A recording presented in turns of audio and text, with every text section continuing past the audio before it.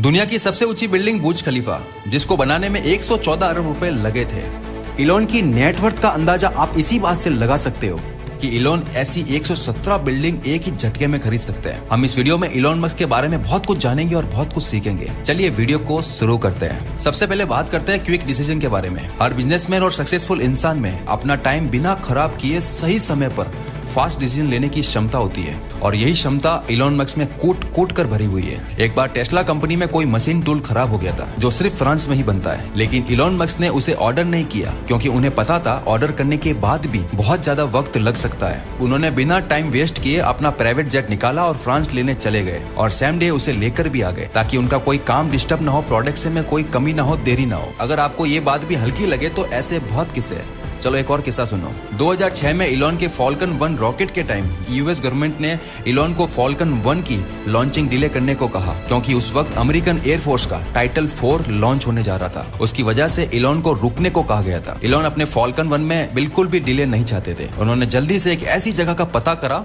जो rocket launch करने के लिए एकदम सही हो, और पैसिफिक आइलैंड पे जाकर के परमिशन लेकर के यूएस गवर्नमेंट के टाइटल 4 से पहले खुद ने अपना रॉकेट लॉन्च कर दिया। इलॉन ने अपनी जिंदगी में बहुत कुछ सीखा, मगर यू कैंट का मतलब उन्होंने कभी जाना ही नहीं। मैं नहीं कर सकता ये वर्ड उन्होंने अपनी जिंदगी में आने ही नहीं दिया। बहुत से लोगों ने उनको बोला तुम इंटरनेट बैंक नहीं खोल सकते, उन्होंने पेपल बना दिया। बहुत से लोगों ने बोला अब कोई नई कार नहीं आ सकती, क्योंकि इतनी बड़ी बड़ी कंपनियां हैं जो 80-80 साल 70-70 साल से टिकी हुई है, उनसे मुकाबला करना नामुमकिन है। उनके सामने अपना प्रोडक्ट लाना बहुत ही मुश्किल है। उन्होंने टेस्ला लाकर बाकी कंपनियों की नींदें हराम कर दी। मतलब लोगों को मार्केट में अपने पैर जमाने में ही 70 से 100 साल लग जाते थे, और टेस्ला 2003 में आकर अपना लेवल क्या से क्या बना दिया, ये बात आपको अच्छे से पता है। कुछ लोगों के दिमाग में ये आ रहा होगा टेस्ला तो इलॉन मस्क ने नहीं खोली है। तो सुनो, इलॉन मस्क ने टेस्ला कंपनी का पावर जब अपने हाथ में लिया था तब टेस्ला इतनी बड़ी नहीं थी, बल्कि एक डूबती कंपनी थी। इलॉन ने उसमें इन्वेस्ट करके पावर अपने हाथ में लेके अपने दिमाग से चलाकर उसे बचाया। बहुत से लोगों ने कहा था बाकी कंपनियों के सामने तुम एक नई कार नहीं ला सकते,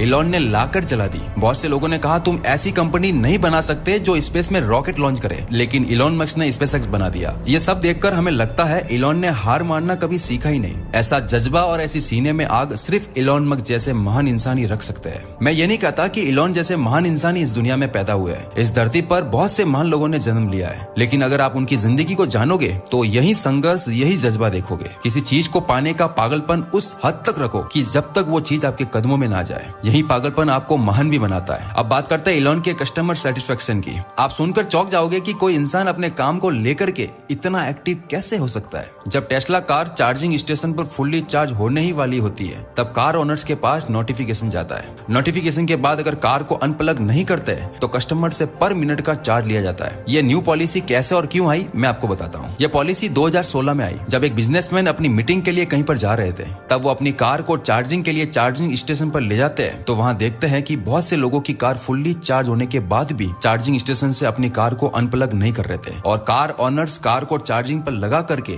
घूमने चले जाते थे। एक तरह से लोगों ने वहाँ कार पार्किंग बना रखा था, और तब बिजनेसमैन अपनी मीटिंग में काफी लेट होने की वजह से गुस्से में उन्होंने ये सारा किस्सा ट्विटर पर शेयर किया। शेयर करते ही कुछ ही मिनटों में उस ट्वीट का रिप्लाई इलॉन मस्क ने खुद अपने ऑफिशियल अकाउंट से करा, और 6 दिन में अपनी कंपनी की पॉलिसी बदल डाली। सोचो, एक नॉर्मल ट्वीट को इतना सीरियसली ले रहे हैं तो अपने काम में कितना सीरियस हो गए। 6 दिनों में पॉलिसी बदल दी। अब कोई भी बंदा अगर चार्ज होने के बाद भी गाड़ी रखेगा तो उससे फाइन लिया जाएगा। सोचो, इतना बिजी होने के बाद भी एक नॉर्मल ट्वीट का रिप्लाई देने में कितने एक्टिव है, और ट्विटर पर इलॉन कितने एक्टिव है, ये चीज आपको बताने की मुझे जरूरत ही नहीं है। इलॉन मस्क ने एक दिन में 9 अरब डॉलर से भी ज्यादा कमाई का रिकॉर्ड बना करके लोगों को हैरान कर दिया था।